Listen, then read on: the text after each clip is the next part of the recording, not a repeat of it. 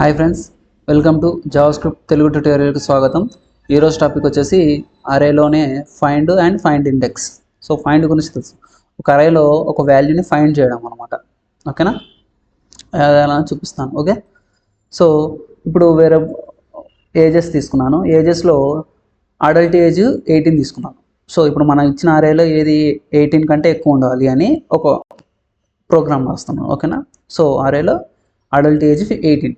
So దానికి find అని function తీసుకున్నాం. ఫైండ్ అనే ఫంక్షన్ తీసుకున్నప్పుడు లోపల ఫంక్షన్ నేమ్ రాయాలి, అంటే చెక్ అడల్ట్స్. ఇప్పుడు నేను ఏం చేస్తున్నాను అంటే అడల్ట్ ఏజ్ని చెక్ చేస్తున్నాను. Age greater than equal to adult age, అంటే ఈ అడల్ట్ ఏజ్ కంటే ఏజ్ ఎక్కువ ఉంటే ఇప్పుడు ఇవి ప్రింట్ కావాలి. ఏది ప్రింట్ అవుతుంది? ఇప్పుడు 10 అంటే 18 కంటే బిలో కాబట్టి ఇది ప్రింట్ కాదు. 23 అంటే 18 కంటే అబోవ్ కాబట్టి ఇది ప్రింట్ అవుతుంది. ఓకేనా, ఇది ఫైండ్ అనమాట.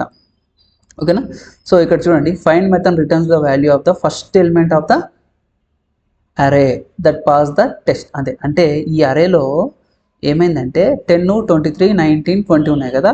ఇప్పుడు 18 కంటే 23 పెద్దగా ఉంది, కానీ ఇది కూడా పెద్దగా ఉంది కదా. కానీ ఈ ఫైండ్లో ఏంటంటే ఈ 23 అనేది మాత్రమే ప్రింట్ ఇస్తుంది, అంటే మిగతావన్నీ అవాయిడ్ చేస్తుంది అనమాట. అర్థమైంది కదా ఇది?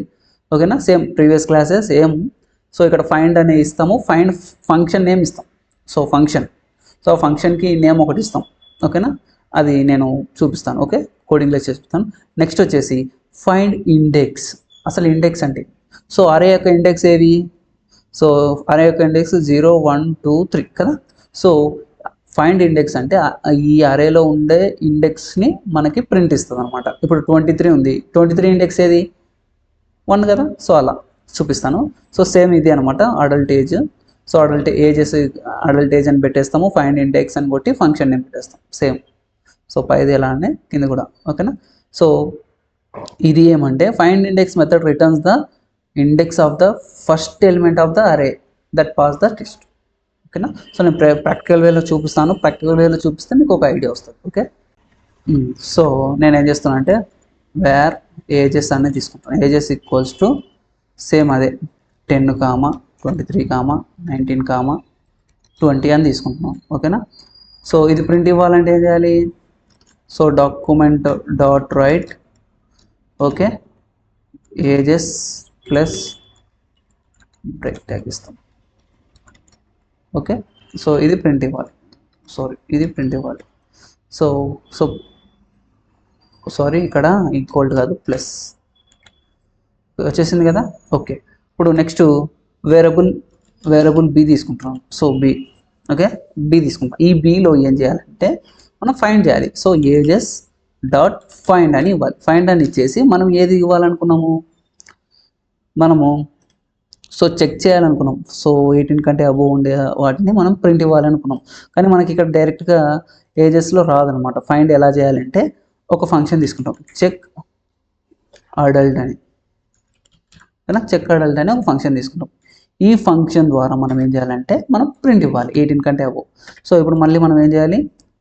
సో దీన్ని కాపీ చేసుకుంటున్నాను. కాపీ చేసుకొని ఇక్కడ ప్రింట్ ఇస్తున్నాను. సో ఇక్కడ బి రావాలి. సో ఇప్పుడు బి ప్రింట్ కాదు, ఎందుకంటే మనం find okay just check adult అని ఇచ్చాం. సో ఈ చెక్ అడల్ట్ అనేది ఏమి? ఫంక్షన్. ఆ ఫంక్షన్కి మనం ఒక ఫంక్షన్ రాయాలి, ఫంక్షన్ అనమాట. సో ఫంక్షన్ రావాలి.